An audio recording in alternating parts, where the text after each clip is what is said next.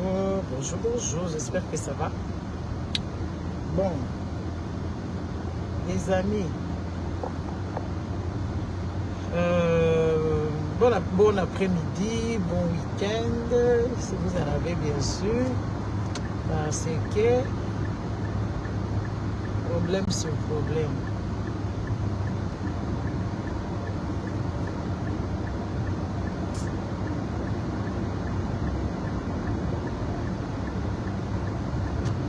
Problème sur problème, les Congo.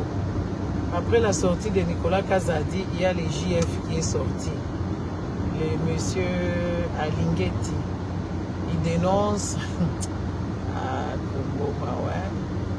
Le monsieur dénonce la corruption qui se passe dans les provinces. Comment est-ce que ces gens-là ils sont en train de prendre de l'argent du contribuable à leur propre fin, quoi. Et c'est des choses que nous avions dit ici, nous avons parlé pendant des années, nous avons dénoncé les Congolais. Ils n'ont pas pour écouter. Hein. Les Congolais n'ont pas écouté, les Congolais sont là statiques, les Congolais ils arrêtent, ils sont là. Même quand eux-mêmes s'accusent, on a entendu des montants extraordinaires, les montants pharaoniques, qui peuvent reconstruire le Congo même de deux quarts. Mais tout cet argent-là passe dans la caisse de l'État. Et passe dans la caisse des gens. Oui, c'est bon.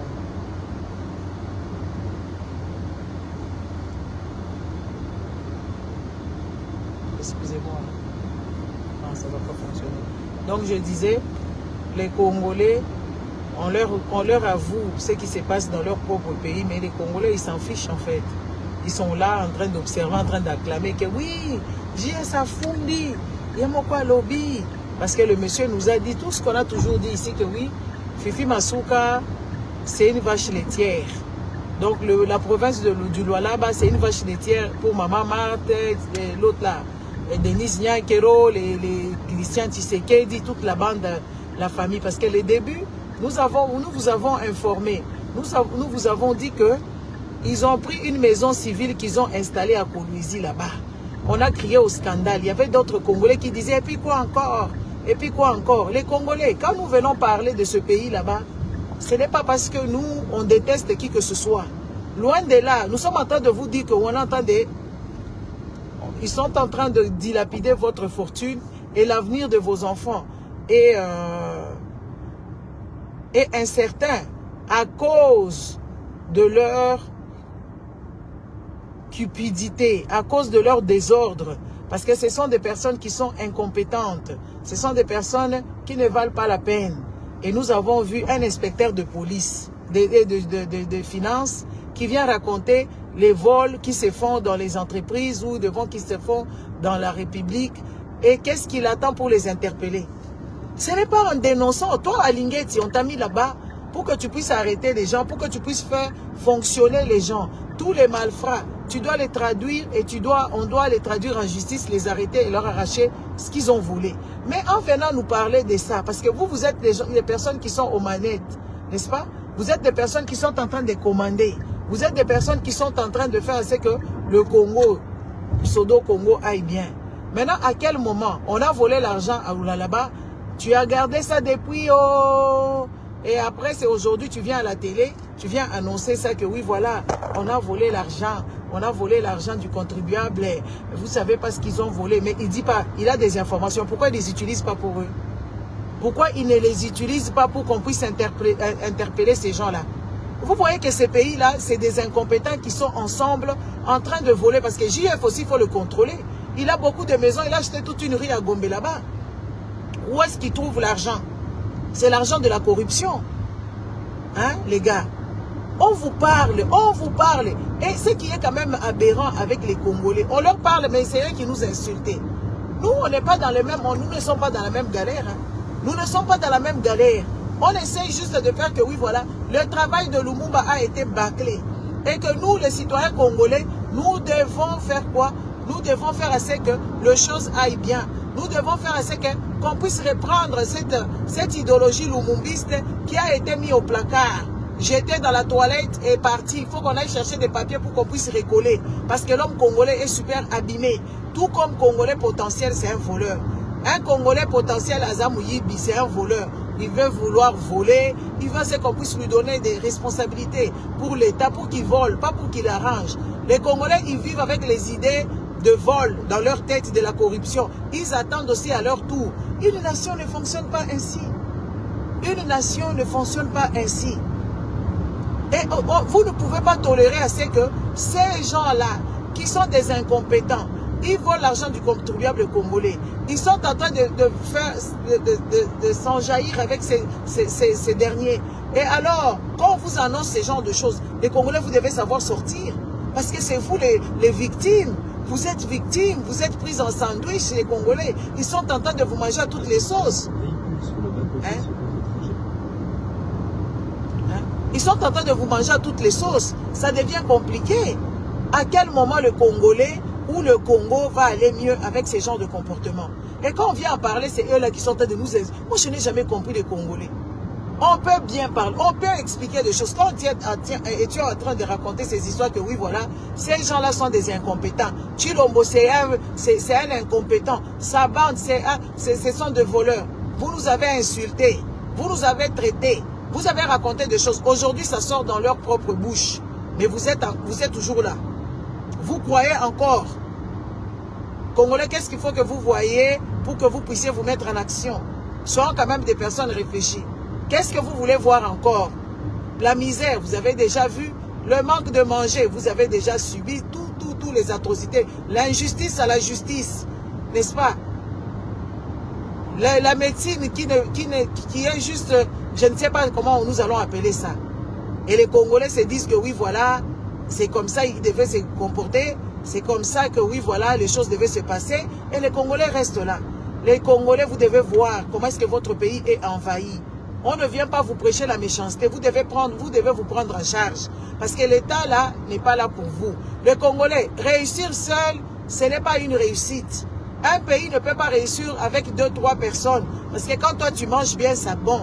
Quand toi, tu as un petit salaire, ça y est. Non, ça, ce n'est pas comme ça. Le monde ne fonctionne pas ainsi. Hein? Le monde ne fonctionne pas ainsi. Je dois vous dire encore, aimez la vidéo, tapotez, je ne sais pas, mettez les cœurs, mettez les doigts ou je ne sais pas quoi. Pardon. Hein? Ce n'est pas comme ça que les choses doivent fonctionner. Vous ne pouvez pas supporter et subir ce genre de sentences que ces gens-là vous infligent. Ça n'a aucun sens. Et même Nicolas Kazede est sorti. Il vous a raconté des bêtises. Des bêtises des petites personnes incompétentes. Dans un pays où il y a le soleil, ils ne peuvent pas miser par exemple sur les panneaux solaires. Et ils vont miser sur les batteries qui ont 4 ans de garantie. Parce que vous savez, la garantie, il suffit que la garantie passe, les histoires se cassent. Hein? Et c'est ça l'histoire. Comment vous pouvez être dans un pays où nous avons des barrages hydrauliques, mais ces gens-là, ils sont en train de miser sur des piles qui sont remplaçables. Ça n'a aucun sens. Où nous avons de l'eau potable, les amis. Le Congo est parmi les réserves mondiales, est compté parmi les réserves mondiales d'eau douce. Les eaux des rivières et tout ça, il suffit seulement de les traiter un tout petit peu. Mais vous êtes en train de creuser. Vous êtes en train de creuser des forages pour donner de l'eau aux contribuables congolais. Ça n'a aucun sens. Ça ne s'explique pas. À quel moment on peut avoir des bourriques comme ça dans un pays? Et c'est des bourriques qui sont au manège et lui-même il dit que oui, il est le meilleur, les amis quand même. Et ça n'indigne aucun Congolais. Les Congolais sont en train de mener leur vie comme si de rien n'était. C'est incroyable. C'est inconcevable, les gars. Vous ne pouvez pas continuer à vivre ainsi parce que ce n'est pas normal. Vous ne pouvez pas commencer à tolérer ce genre de choses. Aujourd'hui, Nicolas Kazedi vous dit que oui, voilà, c'est normal, où il faut saisir l'opportunité que les Américains viennent. Vous savez, ces gens-là, c'est des personnes qui vivent avec le complexe d'infériorité. Et ça, c'est l'éducation de tout Congolais. Les Congolais vivent avec le complexe d'infériorité. Quand ils entendent les Américains, ils pensent que oui, c'est les tierces personnes qui viendront leur rendre monnaie et les tierces personnes viendront leur sauver. Les tierces personnes viendront faire travailler à leur place. Ils viendront se battre à leur place. Mais c'est faux, les gars. C'est faux. Les tierces personnes ne viendront jamais vers vous. Jamais pour vous sauver. Ils viendront profiter de votre naïveté et de votre faiblesse de manque de connaissances, le manque de savoir-faire, le manque de savoir-être, le manque d'être sérieux. C'est ça, ça sera juste, vous êtes le pain béni pour les Américains. Parce qu'avant, oui, même comme ça, là, les Américains, c'est nous sans... il faut nous prendre, nous et le Rwanda. C'est ce qu'on vous dit. Hein? Les Américains, c'est quoi qu'ils ont dit? Prenez-nous, mais nous viendrons avec le Rwanda. Et on attend quelqu'un comme Nicolas Kazadi, qui a été ministre, je ne sais pas, des Finances, qui dit que oui, il faut accueillir les Américains, parce que ça fait 30 ans que ça dure. Il commence même à vilipender Mouzé. Ah, les amis, ça c'est la mauvaise foi. Mouzé n'est pas resté 5 ans au pouvoir. Parce qu'il y a les soleils, en fait, quand il y a les soleils, c'est compliqué. Je suis en train de vous dire, hein. Moussé Kabila, ce n'est pas le président avec lequel il faut jouer quand même. Il sera quand même censé. Moussé Kabila n'est pas resté, comment on appelle ça, n'est pas resté 5 ans au pouvoir. Il n'est pas resté 5 ans. Mais le peu de temps que Moussé est arrivé, il a compris les problématiques du Congo, puisqu'il avait quand même la matière, c'était quand même une personne avisée, c'était pas n'importe qui, c'était une personne qui est partie à l'école. Moussé, il a toujours combattu dans les syndicats, donc il connaissait les problématiques du Congo. Et nous avons vu qu'il commençait vraiment à se détacher de toute politique extérieure qui nuit au Congo, qui nuisait au Congo. C'est de ça qu'il s'agit. Mais aujourd'hui, on voit ces petits clochards de Nicolas Kazadi qui nous racontent que oui, voilà, lui, il a eu honte, il aimait. Qui a ramené Kagame là-bas? Qui a ramené Kagame là-bas dans ce pays-là? Qui a lavé? Même Kabila ne pouvait pas laver Kagame dans ses points. Il faisait des choses, des mixages, des bachas là, mais dit que oui, Kagame vient, Kagame passe sa nuit à Kinshasa tranquillement. Air Rwanda est en train de se pavaner dans le ciel du Congo. C'est Tshisekedi qui a ramené ces histoires. Qui a fait ce que le Rwanda soit plus fort au Congo? Qui a ramené même le M23? Ce n'est pas lui. Et vous voulez faire quoi? Vous voulez dire quoi? Moussé, il les avait ramenés, oui. Moussé a ramené ces gens-là, mais il les avait chassés. Il les avait chassés, il a demandé à ce que vous devez partir de mon pays et ce que vous me demandez de faire, je ne peux pas faire ça. Parce que je ne suis pas le propriétaire de ce pays. Mais la manière dont Chilombo se comporte, il est le propriétaire. Le Congo, c'est devenu son héritage à lui. Il a le droit de faire du Congo ce qu'il veut, comme il veut. C'est ça, c'est ce qu'il est en train de faire. Hein? À quel moment les gens agissent ainsi? À quel moment les personnes peuvent laisser leur propre pays dans cet état-là avec une personne aussi dangereuse que Chilombo et sa bande?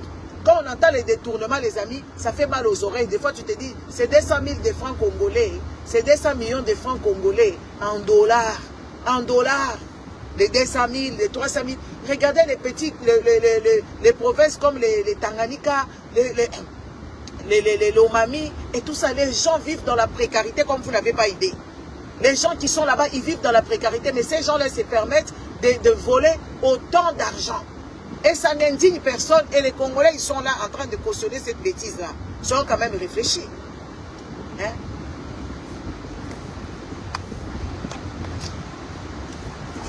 Hein? Ça n'indigne personne. Les Congolais sont heureux de voir leur pays être saigné. Et quand on vient leur dire, ils s'en fichent en fait. Non, quand même, ce n'est pas comme ça que les choses devraient se passer dans ce pays. Hein? Ce n'est pas comme ça. Quand on parle de ce pays, les Congolais pensent que oui, voilà, nous n'avons pas le droit de parler de ce pays. Parce que quoi? Parce que le Fils de Dieu, Tshisekedi, est au pouvoir. Mais le Fils de Dieu, Tshisekedi, est au pouvoir. Qu'est-ce qu'il fait là-bas? Qu'est-ce qu'il fait au pouvoir? Il ne fait que nous enfoncer. Il est parti s'endetter sur le dos, sur le contribuable congolais. C'est nos arrière-petits-enfants qui vont payer ça. Et les Congolais sont là, ils ne comprennent pas dans quoi ils sont. Aujourd'hui, quand vous regardez les Maasai, avant vous avez déjà vu les Maasai venir au Congo, commencer à vendre des petites choses, commencer à faire des tresses. À l'époque, regardez au jour d'aujourd'hui comment il y a plein de Maasai là-bas. Il y a des Somaliens partout. Il y a des choses, mais sauf les Congolais. Les enfants du Congo sont en train de quitter le Congo. Les enfants chinois sont en train de venir au Congo. Les enfants, je ne sais pas, camerounais sont en train de venir au Congo. Les enfants nigériens sont en train de venir au Congo. Même les Somaliens sont en train de venir au Congo, sauf les Congolais eux-mêmes. Les Congolais cherchent à partir. Parce que les Congolais, ils ne comprennent pas que oui, ce pays est le leur. Ils doivent se battre à ce qui est de l'ordre dans ce pays-là. Les Congolais ne comprennent rien du tout. Que oui, l'avenir du Congo est entre les mains des enfants congolais. Et non. Allez-y, monsieur. Allez-y. Allez-y.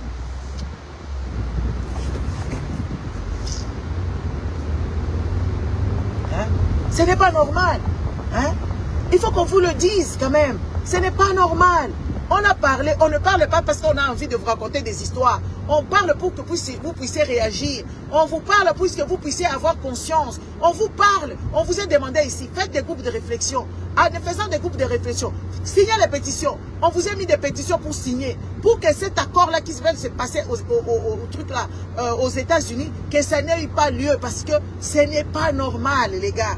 On ne peut pas compter sur les gens. On ne peut pas dormir sur nos deux oreilles disant que oui, c'est des tierces personnes qui viendront nous sauver. Ça n'a aucun sens. Ça n'a aucun sens. Où est-ce que vous avez déjà vu ce genre de choses? Toi, tu es dans ton pays. Allez, on prend les gens pour que... Les autochtones, par exemple, les Dubaï. On prend les gens qui viennent d'ailleurs, Bangladesh, Inde... Pas pour devenir des riches là-bas, pour faire le sale boulot, le boulot qui est dur, le boulot que le propriétaire terrien ne peut pas faire, parce qu'on leur a donné les privilèges dans leur propre pays. Vous, dans votre propre pays, vous êtes plus que rien. Un Chinois va quitter en Chine là-bas, il vient vendre des haricots là-bas. Un Chinois va quitter là-bas, il va vendre tout ce qu'il veut là-bas au Congo, sauf toi les Congolais. On vous maltraite par les Indo-Pakistanais. Il vous faut manger des histoires impropres à la consommation. Tout ça, les Congolais, comment voulez-vous? On parle, peut-être vous n'êtes pas, votre cerveau ne fonctionne pas correctement. Mais on est en train de vous dire des vérités. Regardez dans les conditions dans lesquelles vous vivez. Regardez quand il y a des inondations. Regardez quand il y a la chaleur. Regardez, les Congolais n'ont aucun confort. Hein? Le Congolais n'a pas de confort. Le Congolais, même quand leurs enfants vont à l'école, c'est dangereux. Un enfant congolais va à l'école, c'est dangereux pour lui. Parce qu'il peut lui arriver des histoires là-bas à l'école. Mais quand même, soyez quand même réfléchis. À quel moment ces Congolais vont prendre leur destinée, leur destin en main? On se pose la question, qu'est-ce que vous voulez encore voir? Hein?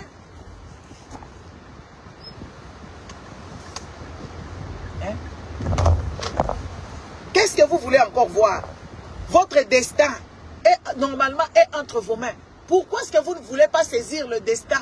Vous êtes autant de millions, mais vous attendez à ce que les Américains viennent vous chercher. Que les Américains viennent avec vous, vous sauver, pour qu'eux fassent des choses pour vous. Est-ce que vous trouvez ça normal? Moi, je ne sais pas. Hein. Moi, je ne sais pas si vous trouvez ça normal. Que les tierces personnes travaillent pour vous, que les tierces personnes... Qu'est-ce que vous faites de votre cerveau, les Congolais? Qu'est-ce que vous avez à faire avec votre cerveau? Vous faites quoi avec votre cerveau? Il faut qu'on se pose des vraies questions. Vous faites quoi avec votre cerveau? Hein? Vous faites quoi avec votre cerveau? C'est difficile de comprendre ce qu'on a toujours dit ici. On a dit ça en colère, on a dit ça en insultant, on a dit ça en vous cajolant, en comédie. On a tout fait. Qu'est-ce qui vous reste encore? Vous n'avez pas de cerveau? Vous n'avez pas une jugeote?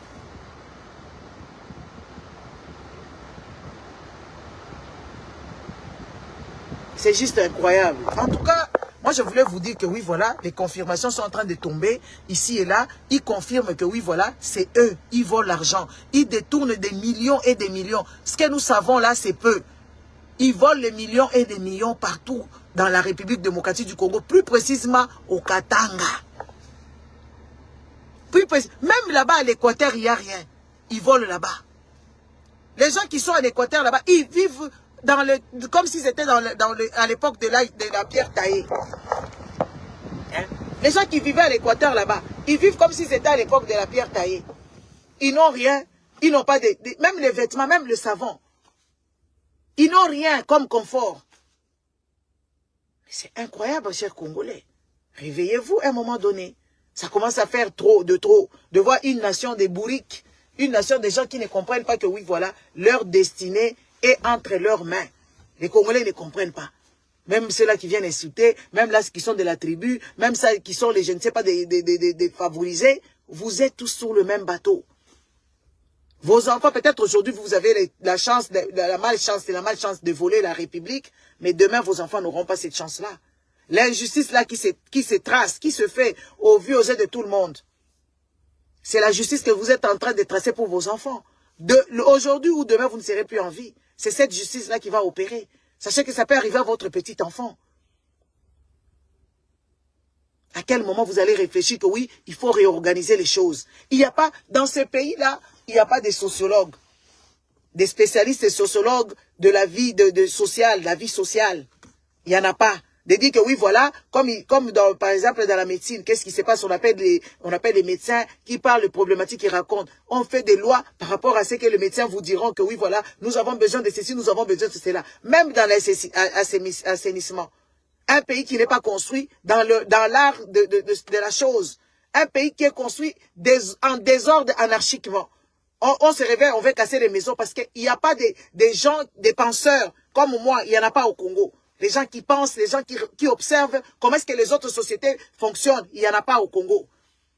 Les problématiques du Congo, les Congolais vont te dire, arrête, est-ce que tu penses que c'est comme ça? Même ici, dans ces pays où nous vivons, il y a des gens qui sont là pour ça, de penser le bien-être de la nation. Et beaucoup de gens qui ont pensé pour le pays, leur pays, ils n'ont même pas eu des enfants. Nous bénéficions aujourd'hui des routes, de boulot, des salaires, des avantages. Est-ce que c'est nos parents qui ont fait ça? Est-ce qu'on savait que nous, on viendra ici dans leur pays pour s'asseoir là-bas? Comme nous sommes déjà dans leur pays, il faut qu'ils nous respectent avec tout ce qu'ils ont mis en place comme social. Quand on parle de social, votre social, c'est aller demander l'argent. Social, c'est la santé. Social, c'est les études des enfants. Social, c'est le bien-être du peuple. Social, c'est tout ça là. Ils ont tout fait, ils ont réuni des moyens. Les Congolais ne peuvent pas réfléchir au demain. Les Congolais réfléchissent pour toi. Est-ce que toi, tu es immortel? Est-ce que tu es immortel? Tu vas voler aujourd'hui. Tu vas acheter des maisons aujourd'hui. Demain et tout ça. Qu'est-ce qui va se passer? Rien. Et c'est triste. Et c'est dommage. Je vous laisse, hein, bon week-end. Allez réfléchir. Vous êtes à l'université là-bas, vous êtes des économistes, il n'y a rien qui fonctionne en économie. Vous êtes soi-disant des avocats, il n'y a rien qui fonctionne dans la justice. Les juges, il n'y a rien qui fonctionne là-bas. Les médecins, il n'y a rien qui fonctionne là-bas. Regardez seulement les cimetières, comment est-ce que les cimetières congolais sont remplis. Les gens qui meurent sans autopsie, on ne sait pas qu'est-ce qui tue le Congolais, quelle maladie. Il n'y a pas une base de données pour un Congolais. Les Congolais existent, mais sans exister. Parce que pour le monde ici, pour exister, il faut que tu aies quand même une carte d'identité. Hein?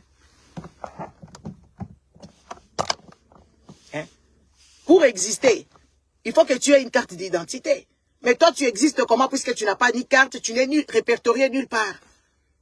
Il n'y a pas de base de données des Congolais. On ne sait pas qui est Congolais, ne l'est pas. Mais c'est les Congolais qui se donnent le luxe d'aller appeler tout le monde. Venez chez moi, venez voler. Appelons les Américains, appelons les Rwandais, appelons les Kenyans, appelons les Tanzaniens, appelons tout le monde, appelons tout le monde. Appelons, venez ici, venez ici. Vous allez signer des contrats partout. Et pourtant, vous-même, vous n'êtes même pas répertoriés.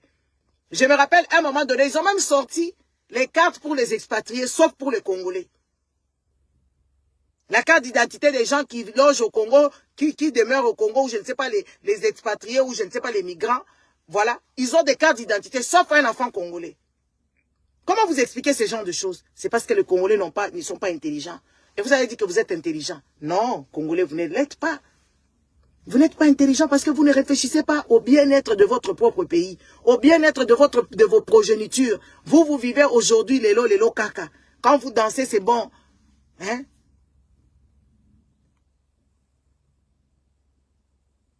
C'est incroyable, c'est inconcevable de voir une nation comme ça.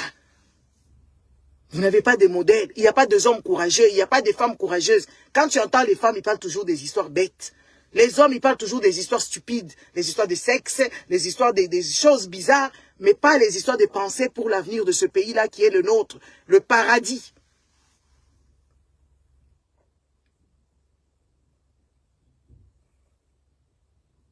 Je ne sais pas, hein, dans quel état se trouve votre cerveau. Moi, en tout cas, je me pose la question. Je me pose vraiment la question. Je ne sais pas dans quel état se trouve votre cerveau. Parce que des personnes logiques, des personnes sensées ne peuvent pas se comporter ainsi. Ça, c'est ça la vérité. Les personnes censées réfléchir pour le bien-être des enfants. C'est vous qui pondez des enfants. Vous faites des enfants sans savoir ce qu'ils vont manger, sans savoir où est-ce qu'ils vont étudier, sans savoir comment vous allez trouver même l'argent pour payer leur minerval. Au lieu de penser que oui, voilà, nous avons mis nos enfants ici en danger. Parce que mettre les enfants comme les Congolais le font, c'est mettre les enfants en danger.